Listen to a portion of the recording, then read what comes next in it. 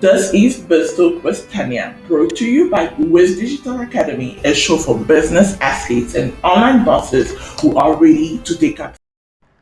Hello, business athletes. This is Tanya, your girl, and I'm a business coach, marketing strategist, and here we work with coaches and consultants to grow, and SMBs to grow their businesses and leverage social media to attract clients. So in a recent recording of our expert interview, we had Faheem Moosa come speak to us on demand generation for your coaching and consulting business. And I wanted to quickly preframe this video because I wanted you to understand why I really needed this conversation to be had. Since 2020 was the pandemic, we have seen an increase in the number of consultants and coaching in the online space. Now, coupled with the great resignation that came as a pushback when companies wanted employees to come back to work, more people have come into the industry again, which is not a bad thing. We want more entrepreneurs. But here's a problem. Because in any economy, we are subject to the economic laws of demand and supply. An increase in supply, which is what we are currently experiencing, means that the demand decreases because now people have choice. So creating demand isn't something that how you can choose not to do, because at this point in time, whether you are a freelancer, a coach, a SaaS company, a consultant, or even just a service provider, a professional service provider such as a lawyer, such as an accountant, you do not have the luxury of not having a demand generation play. You do not have that luxury. You need it. It is needed. There is nothing that you can do to avoid this. Here's the other thing. People have become sensitized to marketing, especially on social media. And because there's such a lot of supply, a lot of people offering similar services, what do? They ignore and they tune people out. So you understanding how to create demand actually will help you stand out in a sea of sameness and will actually have people pay attention to you so you can actually sell and market what you have to offer, because at the end of the day, we know that is what you are in business for. So this is why you need to learn how to create demand, not just capture demand, because the current marketing playbook that is being taught online or being even taught by your regular coach and guru actually keeps pushing the agenda of you capturing demand, which is the people that are ready to buy right now. But now, if you don't have a play to actually create your own demand and create your own clients from the other 97% that are not yet in the market, you are at the mercy of the law of supply and demand. So this is why I wanted this conversation to be had, because when I look at the general spectrum, when I consult companies, whether it's a SaaS company or it is a coaching company, or even if it is an education company, course creators, I have seen this problem, and this has given rise to the Me Too movement, the Me Too marketing that even makes it worse for the average person. So this is why I wanted this conversation to be had. I hope you have a notepad. Faheem shared a ton of value, and you actually even get an actual content marketing plan that he shares inside. And I will leave the details to get in touch with Faheem in the description box. And if you are listening to it on the audio podcast, it will also be there in the show notes. And please, if you are on YouTube, don't forget to like, subscribe, turn on your notification bell, because we do try to share valuable content here that will help you with your business twice a week, Tuesday and Thursday. So on this note, I will see you on the inside. We will be back shortly with your episode. Right now, let's hear a quick word from today's episode sponsor. Are you looking for a simple way to start making sales? Then you'll want to check out our coaching program, Easy Sales Blueprint. Finally, an easy way to sell your program or service. Discover the simple steps to creating a lucrative coaching or consulting business. The Easy Sales Blueprint gives you a step-by-step method to easily make more sales without spending all day on social media, cold outreach, and hitting the door to try a good old-fashioned door-to-door sales system. Apply today by heading to tiny.cc/gatemosales to find out how we can help you achieve online sales success. Hi guys, everybody on Facebook. Hope you're good. It's Expert Talk. You know the drill. You got a question, you drop it in the comments and I will have our guest respond. And for everyone in the room, if you have a question, do raise your hands and you can pose a question and Faheem can definitely respond to you because a lot of you guys are here for him. So Faheem, first of all, welcome. It was great to connect over this and I'm really happy we could make this happen. Likewise. So before we go ahead with anything, and like I was just mentioning to the room, how I discovered you was through YouTube. Your content popped up, great title, sounded interesting because clearly the algorithm gods know what we like to watch. So I was like, okay, let me watch this. And everything that you said was things that I aligned with and that I liked. And then I was like, okay, I'm going to go and check him out. Let me check him out on LinkedIn. And that's how this thing started. But for those that don't know you, could you maybe tell us a little bit how you went from how you started and created Consulting Leap? Sure. So yeah, it's a long story, but I'll keep it very short. So I'm based in Toronto, Canada, and for the past 13 years, I've been involved in the management consulting industry. I worked in management consulting. It was 2008, 2009, and very soon after that, I launched my own management consulting firm here in Toronto, focusing on strategic planning for mainly universities. Strategic planning for universities that wanted to launch their own startups and innovative technology, right? So I just fell into that market once I started my business. So since that time, I've been associated with management consulting, growing a business. As a consultant, you also you've got to deliver client engagements as well while growing your business, and that was always a challenge in the early days.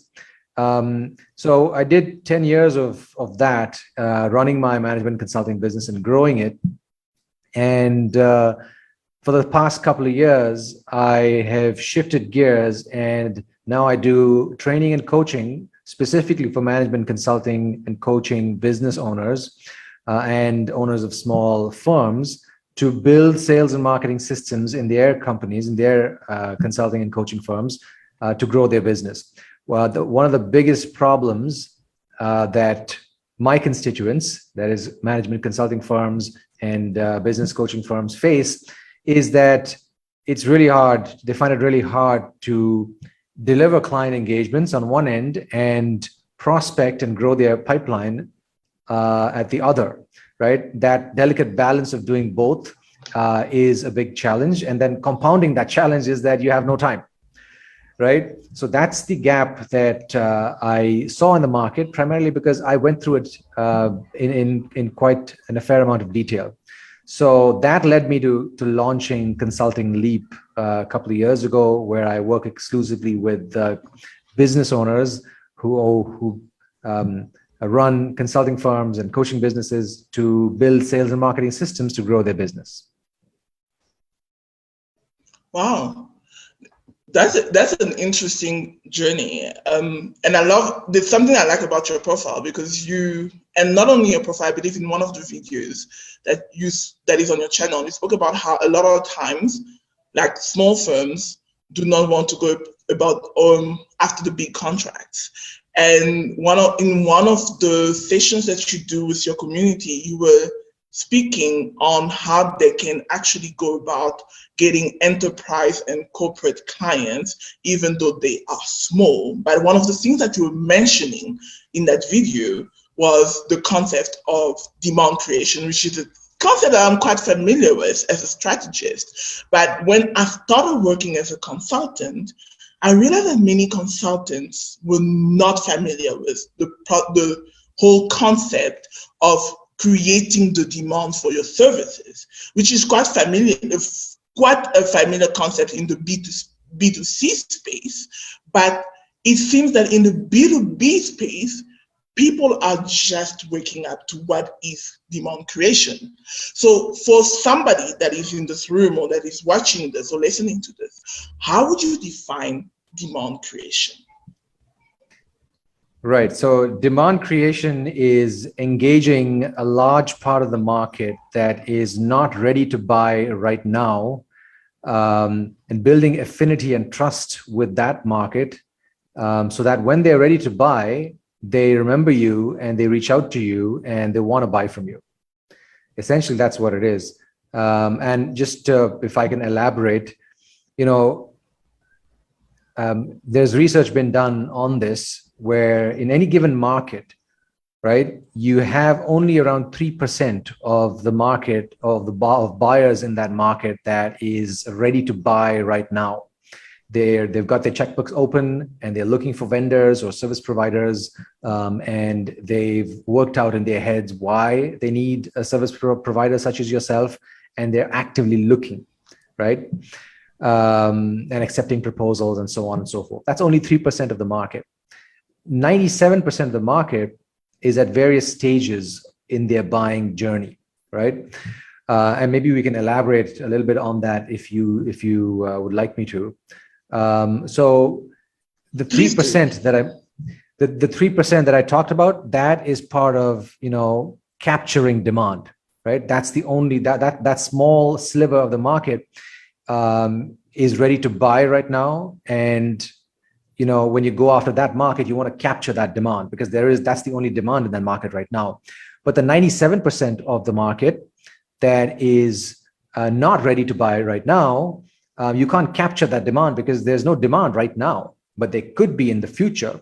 So that's where demand creation comes in. You've got to engage that 97%, the bigger portion of the market, build affinity and build trust, so that when they are ready to buy, they remember you and they buy from you, right? So am I allowed to share my screen? And are the folks on Facebook, if I share my screen on Zoom, will they be able to see it? Yes, let me just quickly give you sharing. You can share that. People on Facebook will be able to see. So yeah. Let me know if you're able to share. Sure. And the other thing is, I noticed a lot of folks here. So if you've got any specific questions on, demand creation, as I keep talking, just pop it in the chat and I'm happy to elaborate on that. Okay. Sure. I believe everyone here, if you have a question, you can pop it. So are you able to see my screen, which says demand generation? Yes, I can see. I can see your screen. Can everybody see the screen? Yes. Okay. And just so I know, the folks in the audience today, what business are they in? Are they predominantly business coaches or other types of coaches? So that I can bring out the right examples as I speak. So they are consultants and coaches in the room. So we have some coaches, some consultants. Okay. So I'll just, as every time I talk about this, I start going into a lot of detail, but I'll keep it, brief, because I don't want to, I'm sure you have other things to talk about as well. So what you're looking at is the demand generation pyramid. Okay, this depicts the buying journey of most buyers, and even in B2B2C, or whether it's B2C or B2B, it doesn't matter. This is the buying journey of how buyers, the stages of buying. So if you look at the top, right, I've talked about that 3%. This is the 3% that is ready to purchase.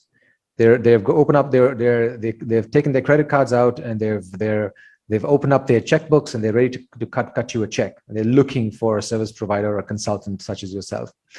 But then there's 97% of the market that is not ready to buy. So let's look at what those are. You got 60% of the market that aren't interested. Either they know they aren't interested or they think they aren't interested. Then you've got 30% who are not thinking about it right now. Okay, they know that there is a problem, but they're not thinking about it right now. 7% of the market is open to buying, but not looking. Okay, they don't have their checkbooks out, but they're open to buying.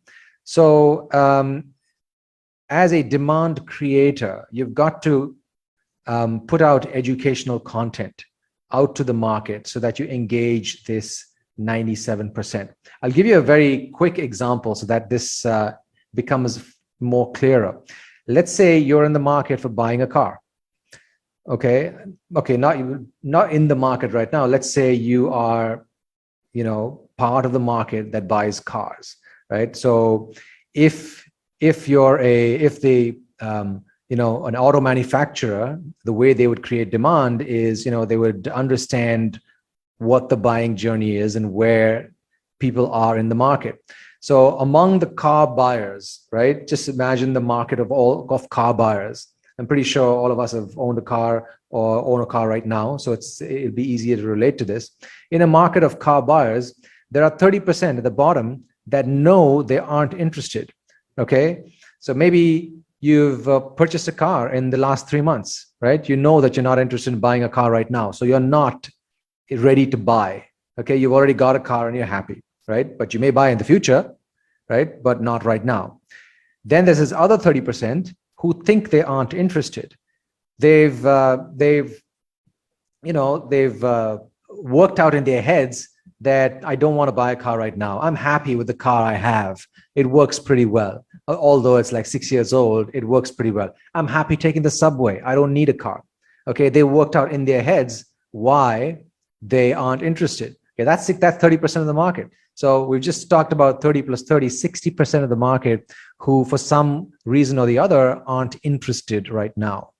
Then you've got another 30% of the market in blue here who are not thinking about it. They're indifferent. They know that they may need a car, right? But they're simply not thinking about it. Maybe they've spent a bunch of money for their daughter's education and they say, you know what, I don't want to buy it right now. I'll think about it later, maybe in a year's time. So they know they may need a car, but they're not thinking about it. Okay, that's that 30% of the market. And then you get to go to this 7% up here in orange who are open to buying, but not looking.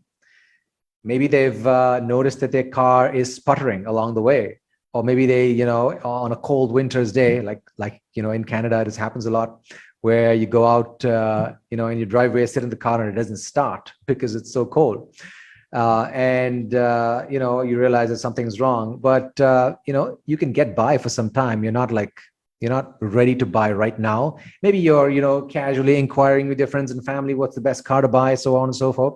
So you're on that phase. Okay, that's 97% of the market, right? They're in various stages of their buying journey. Then there's that 3% of the market that wants to buy right now. They need a car today, or they need a car this week. They have organized financing from their bank or financier, or they've got the money and they're looking, they're doing test drives, right? They're looking for a car right now. That's that 3%. So if you look at any given market, right, and this is the research that's been done from this, great book, which I recommend, The Ultimate Sales Machine by Chet Holmes, the research that's been done about markets. So as I mentioned to you, as a demand creator, you've got to build affinity with that 97%, right? Not just focus, because all salespeople focus on that 3%. They want to find that 3%. Who's going to buy right now? I want to, engage that 3%. It's a tiny sliver of the market, right? As a demand creator, you want to create demand among the 97% who don't want the business, don't want to buy right now, but at some point they will want to buy, right? And you want to build affinity with that group. You want to build trust with that group. You want to build curiosity with that group. And you want to change minds and make your case for not only why they should consider buying a car, but why they should buy from you. That's what demand creation is all about. It does take time. right? I'm not going to paint a rosy picture. It does take time, but once you start doing it, there are ways to make it very efficient, and there are ways to keep being top of mind among your audience and make a case for yourself. And then when they're ready to buy, they'll likely think of you. We can go into things topics about how to create demand, what to say, and so on and so forth. But at this point, Tanya, is this resonating? Yeah, it is resonating. And we have a question here in the chat from Ingrid. And she asked, how does demand creation differ from the old top of mind strategy? So what is the old top of mind strategy? What do you mean by that? Just so I know that. Ingrid, would you care to elaborate? Yes. Okay. From a LinkedIn perspective, it would be similar to what one technique would be to rotate through your connections on a regular basis, providing value in some way that you remain top of mind. So similar to what you said about demand creation. So I'm wondering if this is simply sort of the 21st century version of staying on the lips of your prospective clients, so then that when they think of a certain topic, they think of you? Or are there any nuances that might differ? Okay, so, when it comes to demand creation, like this is not a new topic, Ingrid. Just so you know, this is not something that's been made up in the past couple of years or whatnot. It is part of marketing and sales, and it has been part of marketing and sales for a long time. And as Tanya said, and I believe that too, is that in B2C, demand creation is practiced a lot more, because marketers in consumer goods, for example, they've always been far more sophisticated, right? Brand builders and consumer goods marketers and so on. So demand creation has been in operation for a long time, right? They're sales and marketing techniques. But in the B2B world, it's people are far more open to it right now, because in B2B for up until now, a lot of existing B2B techniques focus on that 3%, focus on capturing the existing demand. That's why you'll see, sales-led organizations with lots of salespeople simply making cold calls, sending out mass emails, trying to capture that 3%. They're not building affinity, they're not building trust. It's more transactional rather than trust-based, right? So in B2B, the whole concept of demand creation is now, there's a lot of curiosity about it. People want to learn it. But in answer to your question, right, demand creation has always been around. Like, sophisticated marketers have always been doing it. But then again, there are many ways to do it, right? Just being top of mind, you can just create any type of content and put it out there and try and be top of mind. But when I look at demand creation and how to do it, it's the way I look at it is, you want to be making a case for yourself, not only for your products and your services, but for the category of your services as well, right? Let's say you're a consultant, and you creating demand in your market. You want to be creating demand about why organizations or clients should look for consultants, and what's the value of hiring a consultant such as yourself, right? You also want to be talking about problems that they don't know about, right? Especially for that 60% of the market that have decided that they're not interested, right? Some of them may have, decided by themselves, made a decision that they're not interested based on their own criteria, right? So you want to address those concerns as well. You want to address myths. You want to bust myths in while you create demand, because the market may have decided something about yourself. Some individuals may have decided that, I don't want to hire consultants, they're X, Y, and Z, or they may have had a bad experience before. So you want to bust all of those myths. You want to talk about their thoughts, how, problems that they don't know about. You want to talk about consequences of the status quo, consequences of not moving forward. By moving forward and hiring a consultant. You want to talk about opportunity costs, right? What are the things that you may miss out on? Here are the things that you may miss out on if you don't make a decision and continue to do business the way you're doing business. And I stay away from fear mongering. There's a fine line between talking about authentic consequences and opportunity costs and fear mongering. So I don't want, if you look at my content, I never kind of make the case that, if you don't hire somebody like me or somebody, if you don't hire my services, it's going to be, doomsday for your business and so on and so forth. I like to have an authentic conversation, a real conversation about, here's the case I'm making, right, for why you need services such as this. Here's what is possible, right, if you consider making a purchase in this category, and here's what may happen if you don't, right? So that's how I look at demand creation. And again, these concepts have been around for a long time, but in the B2B world, it's fairly new. I hope that helps. One thing I actually wanted to point out that that makes it a little bit different is nowadays demand creation, you use tools, you use platforms. A great example is, like I shared earlier, I met Faheem. I was on YouTube doing my regular thing, because the majority of us, especially if you're targeting clients that fall within the millennials or the Generation Z, we spend most of our time on social media. I don't watch the news. I get the news from social media or platforms such as YouTube. I consume primarily audio content, which are podcasts. So that is where I usually get my information from. So as I was consuming, what happens is that the platforms, the algorithms, learn what you love to watch or what you enjoy watching.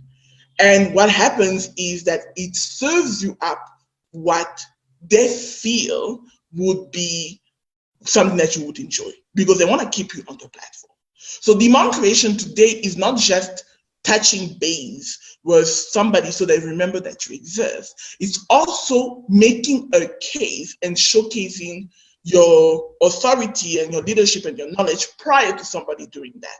Because, for example, before I reached out to Faheem via LinkedIn, I saw his channel, I watched 1, 2, 3 videos.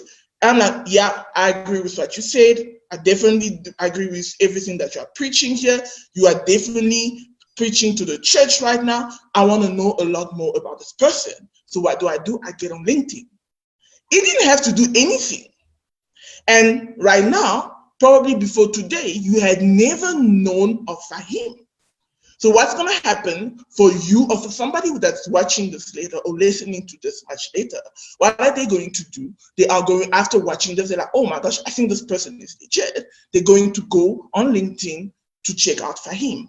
And they want to know a lot more about him. And that is how the relationship is created. So the difference right now is that you are going to leverage platforms, and you are going to want to create content and articulate your thoughts and beliefs and put it out there. Because if in his content, Faheem had only been like, this is how you do this, how you do this, I don't think I would have reached out to him, because there's 110 gurus out here on YouTube already putting that out. However, what made me reach out to him was the fact that whatever he was saying, everything that he was saying about demand creation is exactly what I teach people and what I believe is genuine marketing and what I feel is missing, especially in the consulting space. So I don't know if that is helping anybody, because if that wasn't the case, we wouldn't be here.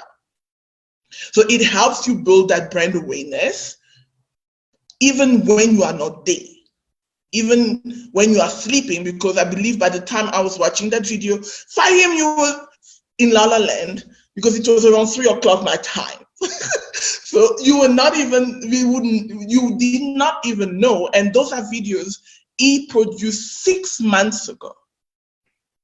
Those are videos he produced 6 months ago. However, YouTube sent it to me because they realized that, okay, this is something that you will enjoy because we want you on the platform. So I don't know, Ingrid, if that is helping. Great. So now there's something that I get when I announced this event. I was in the chat with a lot of entrepreneurs, a lot of consultants, especially those that have SMBs, but they are not in the traditional business coaching or something of the sort. I had IT consultants, construction consultants, and everybody, they're like, oh, wow, this is easy for you because you're a marketer, you've done marketing. Ironically, I only did marketing as a leisure course because I was trying to take a break. But I come from a very scientific background. I did economics, I did finance. I didn't do marketing until much later because I just wanted something to take a break from. So for somebody that feels that now I'm in IT, I'm in construction, I'm in a non-traditional business, I'm a lawyer because I had some lawyers as well reach out to me. How does demand creation apply to me? I'm an accountant. I'm something that they feel is non-traditionally marketing. How do they start with demand creation? Well, when you start a consulting business, in a non-traditional consulting business, or a traditional consulting business like a business consultant, when you start a business, even before you're a consultant, you are a business owner.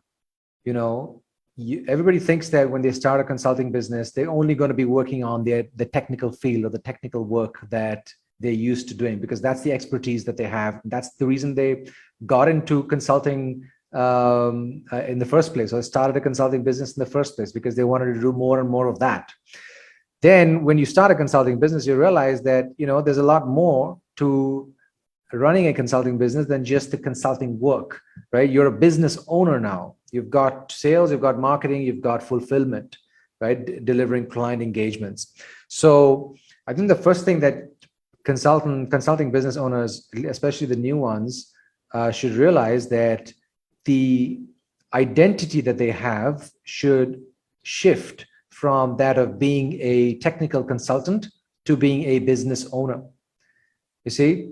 So once they make that mental switch, then you can, you'll realize that, as a business owner, you want to be, you have the responsibility of running the business and working on the business as opposed to simply working in it. And then put together systems and processes that will allow you to grow that business beyond a certain point, if that is your goal, of course, right? So when you're a business owner, one of the first things that you want to really be cognizant of and truly understand is, where your clients are, what your clients or potential markets, prospective clients' current state is. What is their biggest pain right now that you can solve with your solution, right? Not just their biggest pain, but what are they totally fed up with? What are the options that they have to solve their current pain or current problem that they don't like, right? What options do they don't like? What have they tried before and they know, it doesn't work, right? You got to truly understand what their current state is, and you have to truly understand what they want, right? What is their desired state? What do they want to win in their business or in their life? What do they want to escape from? What do they want to retrieve in their business that they've lost? And what do they want to stop happening, right? So essentially, before you even create demand, you've got to truly understand these things about your prospective customer, right?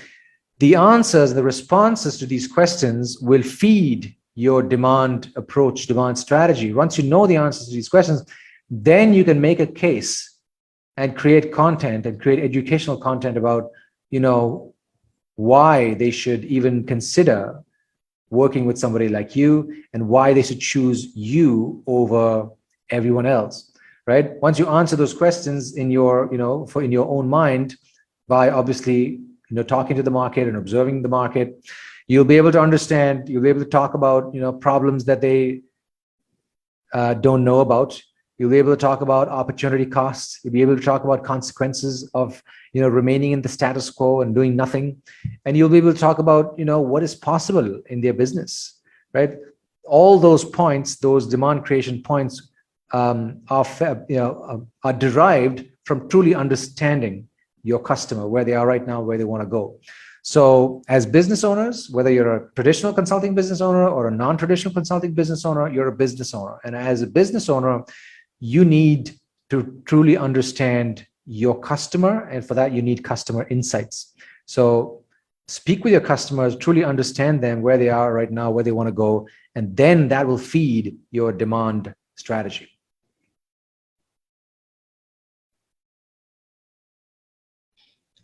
That's such an insightful, I think you've really kind of delved into that for a lot of the people, because that was really a question that I kept getting, and why they felt that they couldn't do this. But there's also a lot of resistance around content and creating content. And I seem to encounter that quite a lot in the consulting space. People are very resistant to this idea, and they often feel like, okay, if I put content out there, the ROI is not as much as maybe somebody let me just reach out to people, DM everybody, and then I'll get a client like that. So what would your response be to people that are thinking in that particular manner? Because I had an agency owner that actually said that, well, it's easier to reach out to somebody than it is to put content out. So traditionally in the consulting world, there are two ways to get business. Like, if you look at our industry, it's about 30 or 40 years old. There are two ways to get business. Number one is referrals and warm introductions. Referrals or warm introductions, either from your clients or from your personal or professional network. And number two is through content. Like content creation and demand creation have been working for a really long time. Especially, I'm only talking about a small sliver of the market, the sophisticated marketers who understood that you need to create content, and they created content in the form of writing books, right? Business books. Any business book is content at the end of the day. Going to a speaking engagement is content at the end of the day. Writing an article in a trade publication is content. So, for the best marketers, even in B2B, although traditionally in B2B, like most people stayed away from content, the best marketers have always been doing content, right? And those are the ones that build their brand, build authority, build affinity, and build new relationships as a result with prospective clients and get new business, right? I understand the hesitation of a lot of people who aren't familiar with the concept of content creation, that it's easier to reach out because that's what they've been used to doing. Look, if it works for you, I would simply encourage that. I'm not here to say that, I'm not here to preach that this is the only way, content is the only way, demand creation is the only way. If something is working for you, if you find that it's easier for you to reach out to somebody and that is working really well for you, and it's giving you the results that you want from your business, then there's no harm in doing it, right? Like, do what works for you, right? Business is it takes up a lot of time anyway. And if something is working for you, then do that.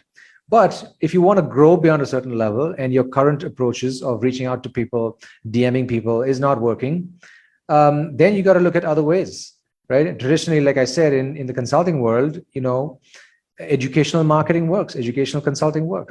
Educational content works. Not a lot of people have been doing it, but the best of the best have been doing it. For specifically for consultants, I would also add that, creating content and sharing your knowledge is very natural to consultants, because People start consulting businesses because they have a vast amount of knowledge in a specific field. So all that knowledge is already in your head, right? So what you've got to do when you create content is translate that knowledge onto pieces of content on the screen that will build affinity and build trust, right? So it's content creation is pretty natural for people in the consulting world. But if people don't want to do it, I understand the hesitation. But like, what other options do you have? Like, you want to reach out to people? Yes, you can keep reaching out to people, but it depends on the size of your market as well. Like, how many people can you reach out to? A lot of consultants don't work with large markets. They work with niche markets. So how many people, how many thousands of people can you send a message to and then not hear back from? Again, you're reaching out to only that 3% of the market, right? At some point, that's going to be, you're just going to, not get valuable responses. People are going to ignore you. You're going to get ghosted. So I am not very much in favor of reaching out to people as a long-term strategy. If you want to get off the ground in your business and keep doing that, it's fine. And if you want to stay at a certain level in your business, which is also fair, and you feel reaching out to folks works, that's okay. But if you want to grow your business, I really feel that the most efficient strategy from a mid to long-term perspective is creating content, is creating demand, because you're building a brand and you're building a competitive advantage around yourself. And, in the mid to long term, you'll drum up a lot of business once you do it right. And I'll just add one more thing as well. Another hesitation that I hear a lot is that, it takes time. It takes a lot of effort. And that's true. Content creation and demand generation, demand creation is not something that will work for you overnight. You need to give it at least a quarter or a couple of quarters, like 3 to 6 months for you to start seeing results, right? And there are ways that you can reuse your content, repurpose your content, put together a content system that does not take too much of your personal time, right? There are ways and systems to create a content engine. So if you believe in the concept of demand generation, then taking the next step won't be very hard for you, because there are systems that you can use to create content. But you got to first get over that resistance, the mindset resistance that, I don't want to create content because, reaching out to people works for me. So just wanted to add that because you talked about resistance. Thank you so much for adding that, because this is something that I've learned a lot.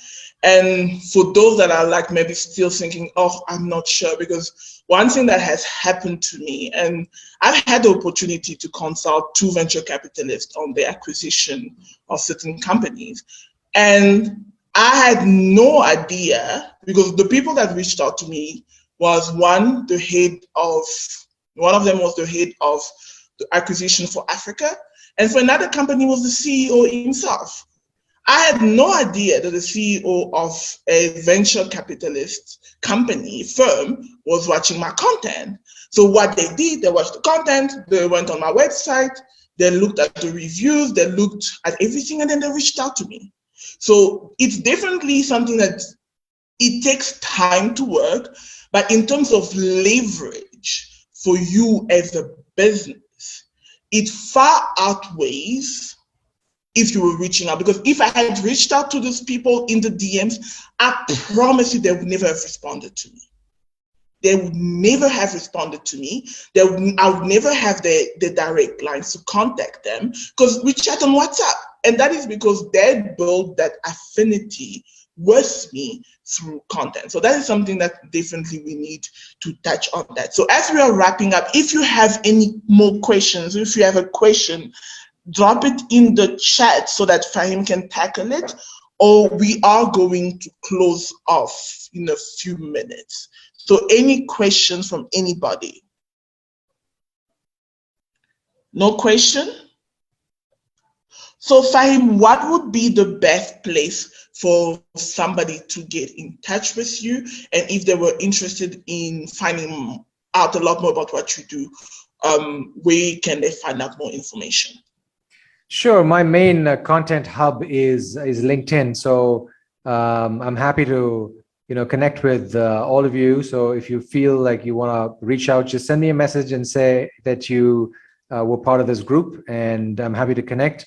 And if you look at my contact info on LinkedIn, you'll see information of my blog, which is consultingleap.com/blog. And as Tanya said, I have a YouTube channel as well. So you can find me on YouTube just by Googling my name or searching for my name. Lovely. And for anybody, thank you, and thank you for staying around. For anybody that will watch it later or that is seeing the replay, I'll have the details in the email or underneath in the description box. Or if you are listening to it on the podcast, you will see I will tag his details so you can reach out to him and get in touch and say that you came from the Business Athlete family on this side. So on this note, thank you to everybody that came through. Thank you, Kani, for being around. Thank you for coming. We really appreciate your presence here.